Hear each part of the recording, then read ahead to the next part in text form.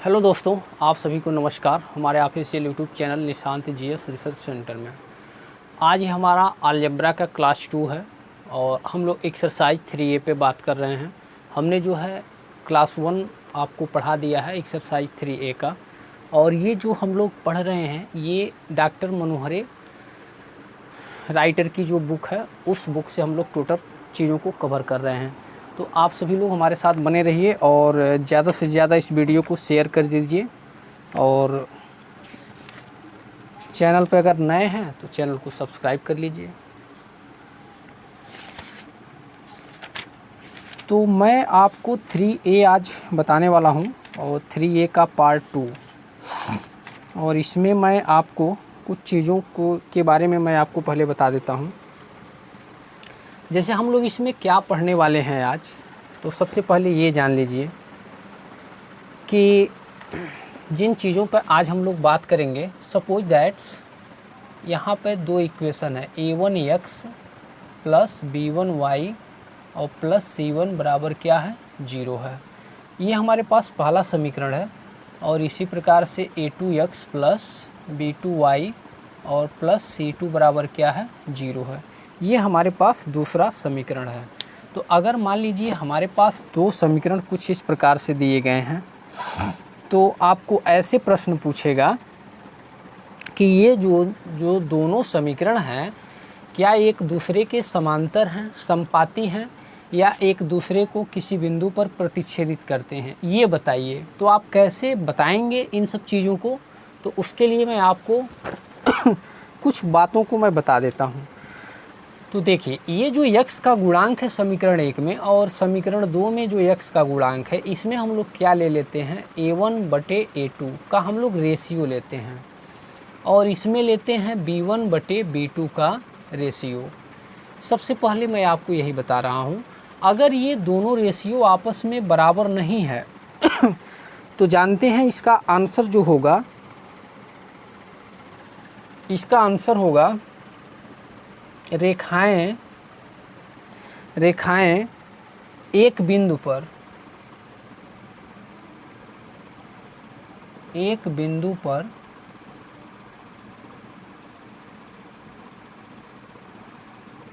प्रतिच्छेदित करेंगी। अर्थात जो इन दोनों समीकरण की सहायता से हमें ग्राफ मिलेगा, उसमें जो रेखा होगी वो एक दूसरे को एक बिंदु पर क्या करेगी, प्रतिच्छेदित करेगी। और इस समीकरण का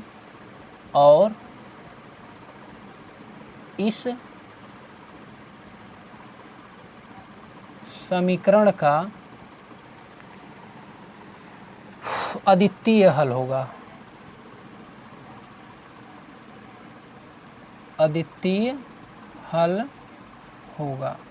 बस यही आपको लिख देना है अगर ऐसा हो रहा है तब।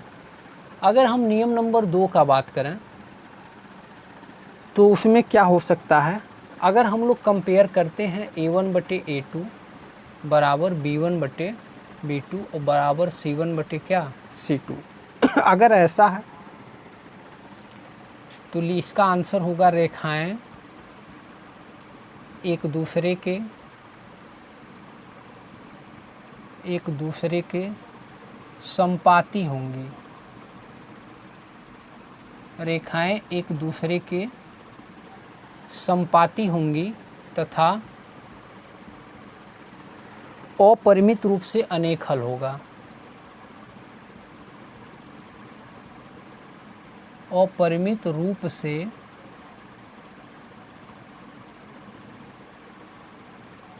अनेक हल होंगे। ठीक है, ये इसका सेकंड आंसर है। तो नियम नंबर 1, नियम नंबर 2, और अगर हम तीसरे नियम की बात करें तो तीसरा नियम हमारा इसमें क्या बनता है, अगर मान लीजिए सपोज दैट्स a1/a2 बराबर b1/b2 है, लेकिन ये c1/c2 के बराबर नहीं है, तो इस स्थिति में क्या होगा, तो इसका आंसर होगा रेखाएं समांतर होंगी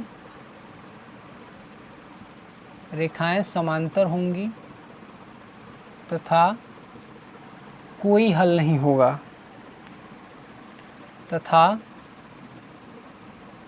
कोई हल नहीं होगा।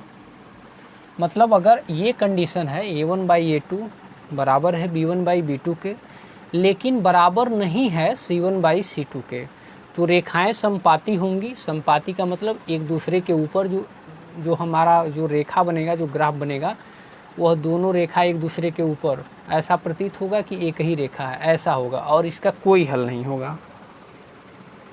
और ये कैसा समीकरण है? तो असंगत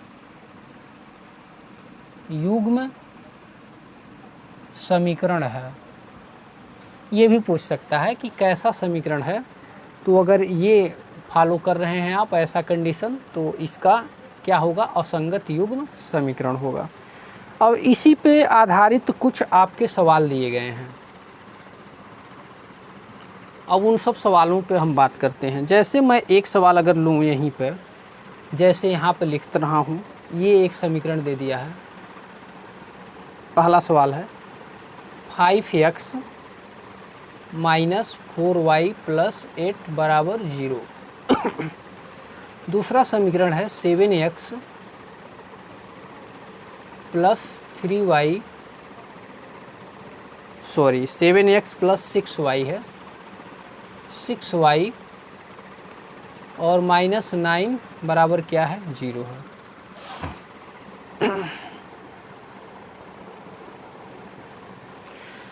तो आप देख रहे हैं A1 बराबर यहाँ पे क्या है? 5 है, और B1 बराबर क्या है? -4 है, और C1 बराबर क्या है? 8 है। ध्यान से आप लोग देखेंगे इस बात को, बहुत इम्पोर्टेंट सवाल होता है ये। इसी प्रकार से A2 बराबर यहाँ पे 7 आपको दिख रहा है, B2 बराबर 6 है, और C2 बराबर -9 है। तो A1/A2 और B1/B2 में क्या रिलेशन है आप रखिए। तो A1 का मान 5 है, इसका 7 है, B1 का -4 है और इसका 6 है। क्या एक दूसरे के बराबर है? नहीं है। तो अगर ऐसा है तो क्या होगा? ये दोनों रेखाएं एक बिंदु पर क्या करेंगी? प्रतिच्छेदित करेंगी। मतलब ऐसे फॉलो हो रहा है, आप देख सकते हैं ये कंडीशन को ये फॉलो कर रहा है, ये दोनों समीकरण। तो इसका आंसर क्या होगा? रेखाएं एक बिंदु पर प्रतिच्छेदित करेंगी और इस समीकरण का अद्वितीय हल होगा। ठीक है, ये इसका आंसर है। इसी प्रकार से और सारे समीकरण को आप कर ले जाएंगे बड़े आसानी से। कभी कभी पूछ देता है संगत है कि असंगत है, समीकरण का हल संगत है कि असंगत है, ग्राफी विधि से हल कीजिए। तो मैंने ग्राफी विधि से तो आपको हल करने का तरीका बता दिया है, लेकिन ये संगत और असंगत का पहचान कैसे करेंगे? तो अगर A1/A2 और बराबर B1/B2 और बराबर C1/C2 आपको प्राप्त हो जाता है, जैसे यहाँ पे सेकंड वाले में देख रहे हैं, तो यहाँ पर मैं बढ़ा दे रहा हूँ, समीकरण युग्म का हल क्या होगा? संगत होगा। संगत होगा मतलब अगर ये दूसरा कंडीशन फॉलो हो जा रहा है तो समीकरण युग्म का जो हल होगा वो क्या होगा? संगत होगा। अगर ये फॉलो हो रहा है तो समीकरण युग्म का जो हल होगा वो संगत नहीं होगा, यानी क्या होगा? असंगत होगा। तो इस प्रकार से आप कंपेयर करके बता सकते हैं। तो इस पर आधारित भी मैं एक सवाल ले लेता हूँ, इसका आपको आंसर मिल गया होगा। पहले को ये फॉलो कर रहा है, ठीक है, तो पहले को फॉलो कर रहा है तो आप क्या लिखेंगे? रेखाएं एक बिंदु पर प्रतिच्छेदित करेंगी और इस समीकरण का क्या होगा? अद्वितीय हल होगा। अब मैं इसी में बात करता हूँ एक और सवाल। जैसे मैंने एक समीकरण लिख दिया x + y = 5 और 2x + 2y = क्या है? 10 है। बहुत अच्छा, इसको अंदर करके आप लिख सकते हैं। Imply that x plus y minus 5 equal to 0 और 2x plus 2y minus 10 equal to 0। Clear है? तो आप अगर a1 का मान लिखते हैं तो 1 है, यहाँ पर 1 है, और b1 की जगह भी क्या है 1 है, और c1 की जगह क्या है माइनस का 5 है। यहाँ पे आप देख रहे हैं a2 क्या है 2 है, और b2 क्या है 2 है, और c2 क्या है माइनस का 10 है। तो अगर ऐसा है तो अब इसे आप चेक करेंगे कि इसका जो हल है संगत है कि असंगत है। तो आप कैसे चेक करेंगे, चलिए देखते हैं।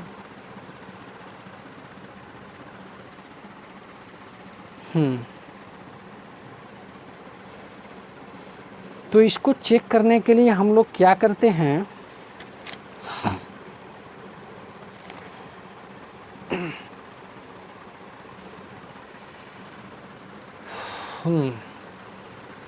a1 बटे a2, b1 बटे b2 और c1 बटे c2 में हम लोग देखते हैं क्या संबंध आ रहा है। तो a1 का मान 1/2, ये भी 1/2 b1 बटे b2, और ये भी हो जाएगा -5 बटे माइनस का 10, ये कट गया। अर्थात 1/2 1/2 इसमें बराबर का संबंध है, 1/2 और 1/2 ये भी कट जाएगा, इसमें भी बराबर का संबंध है।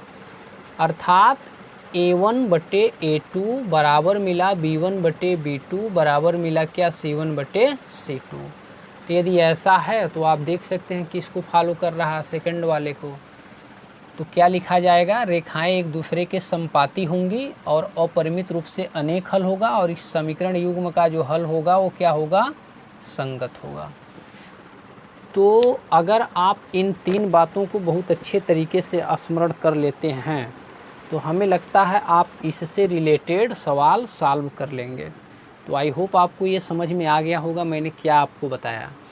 देखिए 2 समीकरण आपको दिया रहेगा, x का जो कोफिशिएंट होता है a1 होता है, y का जो कोफिशिएंट गुणांक होता है b1 होता है, और ये अचर कांस्टेंट टर्म को हम लोग अचर पद बोलते हैं, ये सभी लोगों को पता है।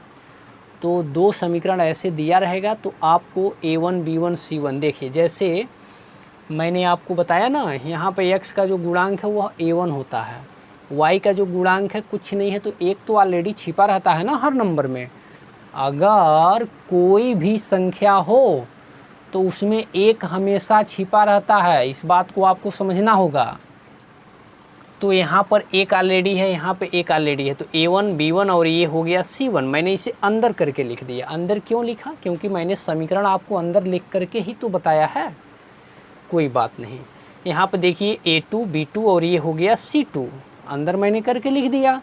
अब आपको क्या करना है, a1/a2 b1/b2 और c1/c2, ये आपको कंपेयर करके देख लेना है। इसी में से कोई ना कोई फॉलो करेगा, या तो a1/a2 बराबर नहीं होगा b1/b2 के, तो इसका आंसर ये हो जाएगा। मतलब रेखाएं एक बिंदु पर प्रतिच्छेदित करेंगी, अर्थात अगर कोई रेखा ऐसे जा रही है तो कोई रेखा ऐसे जाएगी। देखिए एक बिंदु पर क्या हो गया, दोनों मिल गया ना। तो आप जब इसका ग्राफ खींचेंगे, मतलब ऐसा जब बनेगा, तो वह दोनों समीकरण का जो ग्राफ होगा वह इस प्रकार से होगा। ठीक है, अब अगर ऐसा हो रहा है a1/a2 बराबर b1/b2 और बराबर c1/c2, तो रेखाएं एक दूसरे के संपाती होंगे। संपाती का मतलब ये हो गया, अगर एक रेखा ऐसे है AB और एक रेखा CD भी इसी पे ऐसे चला दिया जाए, तो बताइए वही एक ही रेखा तो स्पष्ट हो रहा है। तो अगर ऐसा है तो रेखाएं एक दूसरे के क्या होंगी, संपाती होंगी। ये संपाती को बता रहा है और ये प्रतिच्छेदित को बता रहा है। ये एक दूसरे को प्रतिच्छेद करती हैं, एक रेखा इधर से एक रेखा इधर से एक बिंदु पर टच हो गया। और वहाँ पर क्या है, AB एक रेखा है, उसी के ऊपर एक दूसरा रेखा CD है। तो क्या क्लियर हो रहा है, नहीं हो रहा है। तो इसको हम लोग क्या कहते हैं, संपातिक बोलते हैं। ठीक है, आपको अच्छे से समझ में आ रहा होगा।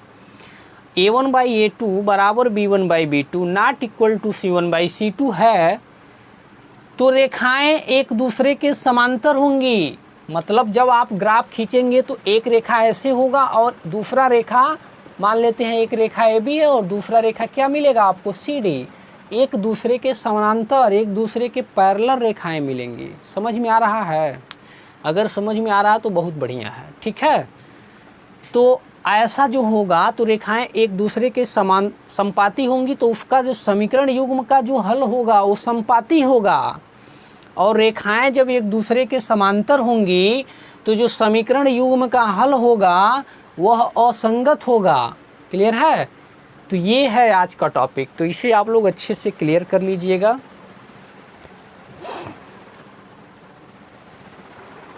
अब कुछ मैं और सवाल को लेता हूँ। ग्राफ तो खींचने के लिए मैंने आपको बता ही दिया है। चलिए अब मैं यहाँ से शुरू करता हूँ प्रश्न संख्या 8 से। 8 बोल रहा है, एक आयताकार बाग जिसकी लंबाई चौड़ाई से 4 मीटर अधिक है, का अर्ध परिमाप 36 मीटर है, तो बाग की बीमाएँ बताइए। बीमाएँ मतलब वह जो बाग है उसका लंबाई कितना होगा और उसका चौड़ाई कितना होगा, इसी को बताना है। तो चलिए अब आपको बता ही देते हैं कितना होगा।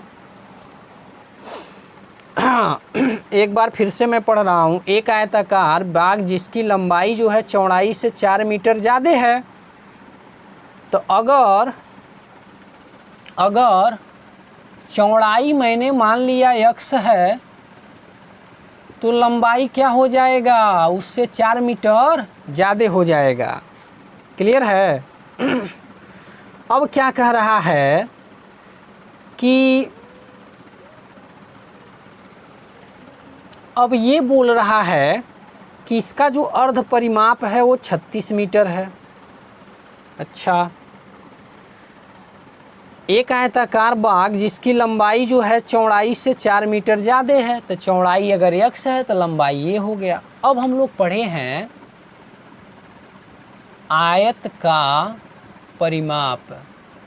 आयत का जो परिमाप होता है वो 2 होता है लंबाई, और धन में क्या होता है, चौड़ाई होता है। क्लियर है? तो 2 लंबाई धन चौड़ाई होता है। लेकिन अगर आयत का अर्ध परिमाप का बात करेगा, आयत का अर्ध परिमाप, तो क्या करना है, परिमाप का आधा कर दो ना। परिमाप जो है इसी का आधा कर दो, ये कट गया। तो आपके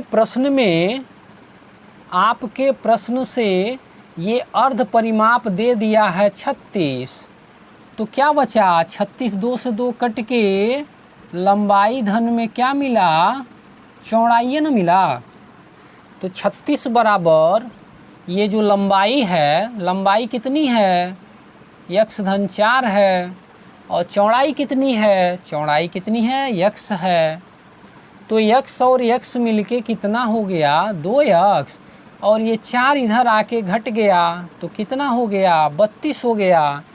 और 32 जो है इस 2 से भाग हो गया तो कितना मिला, 16। तो x का मान क्या मिला, 16। तो x क्या है, यानी हमारी जो चौड़ाई है वह 16 मीटर आ गई, और जो हमारी लंबाई है वह x + 4 है, अर्थात 16 + 4 अर्थात क्या हो जाएगा, 20 हो जाएगा।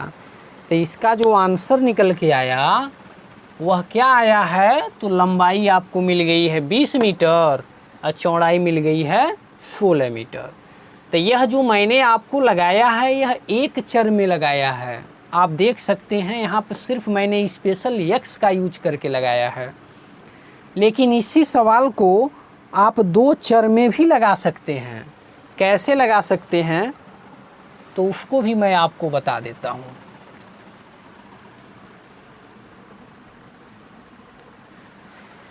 तो अगर आपको वीडियो अच्छा लग रहा है, मैं एक बार फिर आपसे बोल रहा हूँ, अगर मेरा पढ़ाने का तरीका आपको बेहतर अच्छा लग रहा है तो ज़्यादा से ज़्यादा वीडियो को शेयर कीजिए, लाइक कीजिए और चैनल को ज़रूर सब्सक्राइब कीजिए। तो चलिए फिर से हम लोग इसी सवाल पे बात करते हैं। हाँ, फिर वही सवाल मैं लेता हूँ और इसी सवाल को मैं 2 चर में आपको लगा के दिखाता हूँ। तो चलिए, हमने जो है चौड़ाई को क्या मान लिया, चौड़ाई को y मान लिया, और लंबाई को मैं क्या मान ले रहा हूँ, लंबाई को x मान ले रहा हूँ। अब प्रश्न से क्या बोला है, प्रश्न से ये कहा है कि जो लंबाई है चौड़ाई से 4 अधिक है, जो लंबाई है वह चौड़ाई से 4 अधिक है, यानी लंबाई बराबर चौड़ाई में 4 जोड़ दीजिए। तो लंबाई क्या है, x है, चौड़ाई y प्लस 4, तो x माइनस वाई बराबर क्या हो गया, 4 हो गया। क्लियर है। अच्छा, मान लेते हैं समीकरण नंबर 1 आ गया। अब कह रहा है जो अर्ध परिमाप है, अर्ध परिमाप, वह अर्ध परिमाप क्या होता है, 1/2 और लंबाई धन चौड़ाई। देखिए जो परिमाप होता है पहले 2 होता है, और जब उसका अर्ध परिमाप करेंगे, अर्ध परिमाप करेंगे तो क्या हो जाएगा, 1/2 से गुणा करना पड़ेगा ना, तो 2 से 2 कट गया, तो अर्ध परिमाप आपके प्रश्न में 36 दे दिया है। और लंबाई कितना है x, चौड़ाई कितना है y। तो ये हमारा जो हो गया सेकंड इक्वेशन आ गया। समीकरण 1 और 2 से अब सीधा सीधा हल कर लीजिए। तो हम लोग लिखेंगे समीकरण 1 व 2 से, तो जब समीकरण 1 और 2 से आप हल करेंगे तो x माइनस वाई बराबर 4 है और x प्लस वाई बराबर क्या है, 36 है। देखिए कट गया, जब जोड़ेंगे तो कट जाएगा ना, तो 2x बराबर आपको कितना मिला, 40 मिला, तो x बराबर क्या मिल जाएगा, 20 मिल जाएगा। अच्छा, x बराबर 20 मिल गया, तो x का मान समीकरण 1 में रख लीजिए, y का निकल जाएगा। x का मान 1 में क्या करने पर, रखने पर, तो जब 1 में रखेंगे तो x माइनस वाई किसके बराबर है, 4 के, जबकि x अकेले किसके बराबर है, 20 के, तो 20 और ये 4 इधर आ गया, y उधर चला गया, तो 16 किसका मान आ गया, y का। तो आप देख सकते हैं x और y दोनों मान आ गया। तो इस तरीके से आप इस सवाल को भी बहुत अच्छे से लगा लीजिएगा।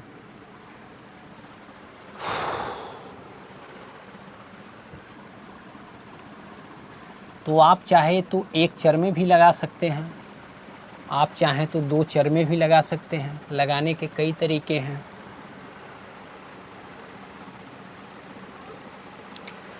अब कुछ और सवाल को मैं लेता हूँ।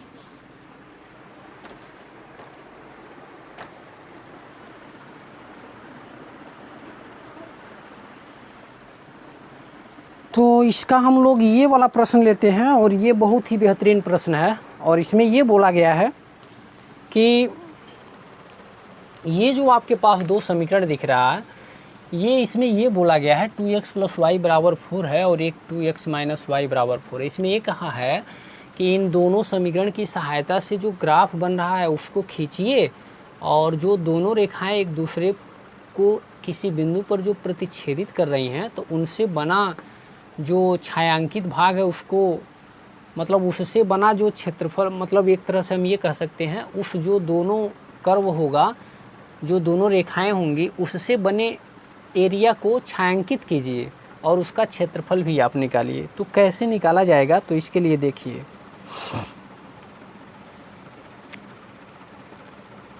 इसके लिए हम लोग क्या करेंगे, इसे हम लोग मान लेते हैं समीकरण 1 और इसे मान लेते हैं समीकरण नंबर 2।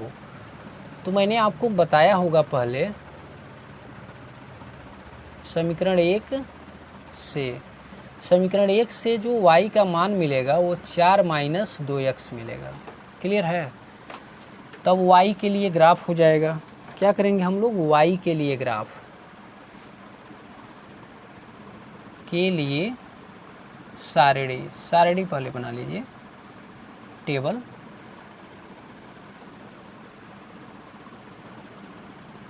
तो यहाँ मैं छोटा सा एक टेबल बना देता हूँ, इसमें मैं x लिखता हूँ, इसमें मैं y लिखता हूँ, ज़्यादा मैं पॉइंट नहीं लेने वाला हूँ। चलिए, अगर मैं x का मान 0 रख रहा हूँ तो देखिए ये पूरा 0 हो जाएगा और y क्या मिलेगा, 4 मिलेगा। अगर मैं x का मान 1 लिख रहा हूँ तो 2 एकम 2, 4 में से 2 गया, 2 आ जाएगा। x का मान मैं 2 लेता हूँ तो ये 0 आ जाएगा। चलिए मैं 3 ही पॉइंट पे आपको दिखाऊंगा।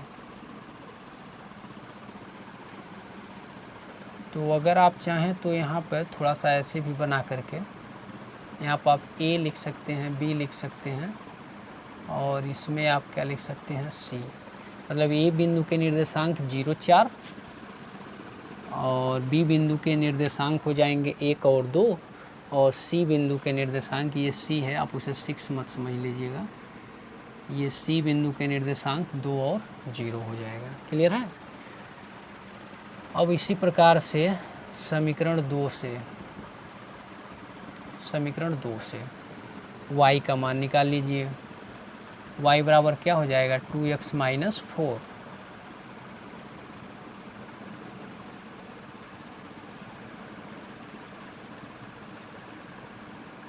यहाँ पर मैं x लिखता हूँ, यहाँ y लिखता हूँ।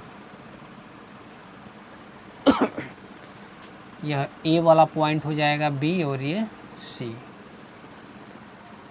अच्छा, तो अगर मैं x का मान 0 रखता हूँ, 0, तो y क्या मिलेगा, ये पूरा 0 हो जाएगा ना x रखने से, -4 मिलेगा। x का मान मैं 1 रखता हूँ तो -2 मिलेगा। x का मान मैं 2 रखता हूँ तो क्या मिलेगा, 0 मिल जाएगा। अब हम लोग बहुत आसानी से ग्राफ को हम लोग खींच सकते हैं। तो अब आप देखिए, यहाँ से हम लोग ग्राफ बनाएंगे। थोड़ा सा ग्राफ यह टेढ़ा हो सकता है, इसमें आप को परेशानी नहीं होनी है, ठीक है। अगर आपको बहुत अच्छा से ग्राफ बनाना है तो ग्राफ पे ही आप बना पाएंगे।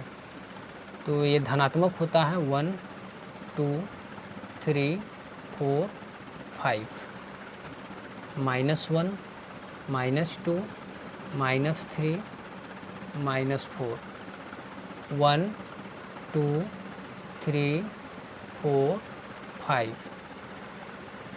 -1 -2 -3 -4 -5, ये होता है 0 0।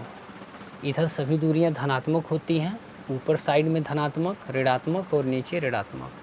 इसमें धन धन होता है, इसमें ऋण धन, इसमें जो होता है धन और धन होता है, और ये ऋण और धन इसमें होता है, और इसमें ऋण और ऋण होता है, और इसमें धन और ऋण होता है। इस बात को आप मेंशन कीजिएगा। तो हम लोगों ने जो टेबल 1 बनाया है उससे हम लोग ग्राफ खींच रहे हैं पहले। तो हमें 0 4 को दर्शाना है, तो x पे 0 और y पे 4, यानी पहला वाला बिंदु यहाँ होगा, ये वाला। वो किसको बता रहा है, 0,4 को बता रहा है। b 1 2 होगा तो x पर 1 और y पर 2, यहाँ पर क्या होगा, b होगा, b पॉइंट होगा, क्या होगा, 1,2 होगा, इसका नाम b है। अच्छा, c वाला पॉइंट 2 और 0 पे होगा, तो 2 यहाँ पे होगा, x पे 2 0, मतलब c वाला यहीं होगा। मतलब एक तरह से देखा जाए तो ये रेखा कुछ इस प्रकार से मिल रही है। अच्छा, तो ये जो रेखा मिला है किसके लिए मिला है, समीकरण 1 के लिए। 2 से आइए, x पर 0 y पे -4, x पे 0 y पे -4, यहाँ पे आ गया। ये किसको बता रहा है, 0 -4 को बता रहा है।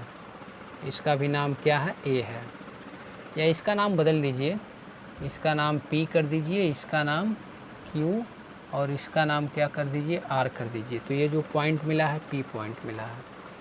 1 -2 करना है, x पर 1 y पर -2, x पर 1 y पर -2।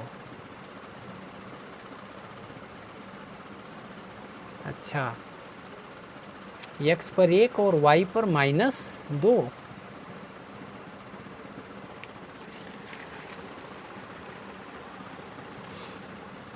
तो यहाँ पर x पर 1 y पर -2, यानी यहाँ पर होना चाहिए, ये हो गया q 1 -2, ये q पॉइंट है 1 -2। क्लियर है, p q। ठीक, अगला देखिए, x पर 2 y पर 0, x पर 2 y पर 0, तो यही होगा, अर्थात ये रेखा कुछ इस प्रकार से जा रहा है। तो जो इन दोनों रेखाओं के सहायता से जो हमें ग्राफ मिला है, जो हमें क्षेत्र मिला है, उसको छायांकित कर दीजिए।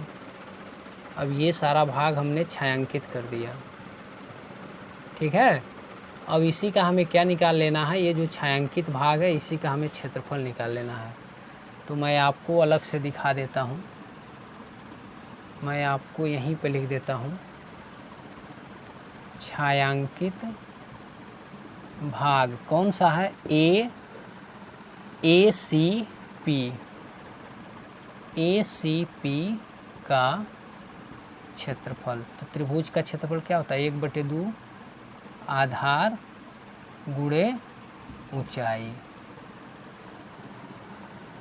अच्छा, तो 1/2 और यह 2 समकोण त्रिभुज है ना, ऐसे लिख दीजिए 2 समकोण त्रिभुज का क्षेत्रफल, क्योंकि एक समकोण ऊपर बन रहा है, एक समकोण नीचे, में छायांकित भाग का ही चाहिए ना। तो 2 गुणे समकोण त्रिभुज का क्षेत्रफल, समकोण त्रिभुज का क्या क्षेत्रफल। तो 2 गुणे समकोण त्रिभुज का क्षेत्रफल क्या होता है, 1/2 आधार गुणे ऊंचाई, आधार गुणे संगत ऊंचाई। तो 2 से 2 तो कट गया, आधार कितना है, आधार है हमारा, देख सकते हैं आधार 2 है, आधार 2 है ना, 1 और 2, तो आधार हो गया 2 और संगत ऊंचाई कितनी है, 4। तो 4 दूना कितना हो गया, 8, 8 वर्ग इकाई इसका आंसर होगा, 8 वर्ग इकाई, ये हमारा क्या होगा, आंसर होगा। तो कभी भी ऐसा प्रश्न आ रहा है पेपर में, तो कह रहा है छायांकित कीजिए और छायांकित भाग का क्या कीजिए, क्षेत्रफल निकालिए, तो आपको ऐसे ही प्रश्नों का क्षेत्रफल निकाल लेना है। कहीं कहीं मान लीजिए ऐसे 2 समकोण त्रिभुज नहीं बनेगा, कहीं कहीं ऐसा भी सिचुएशन हो सकता है, एक रेखा इधर से गई, एक रेखा इधर से गई, तो इसका हमें क्षेत्रफल निकालना है। तो कहीं ना कहीं ये त्रिभुज ही तो है, तो इसका हाइट देख लीजिएगा यहाँ से, और इसका ये पूरा बेस देख लीजिएगा, पुरुष मतलब इसके बाद जो है उस छायांकित भाग का आप क्या करेंगे, क्षेत्रफल निकाल लेंगे, ठीक है। तो आई होप आपको ये वीडियो अच्छा लगा होगा। अगर आपको वीडियो अच्छा लगा हो तो इसको जो है दिल से लाइक कीजिए, अधिक से अधिक शेयर कीजिए और दोस्तों से इस चैनल के बारे में बताइए, ताकि अधिक से अधिक लोग हमारे साथ जुड़ सकें। Thanks for watching this video. जय हिंद।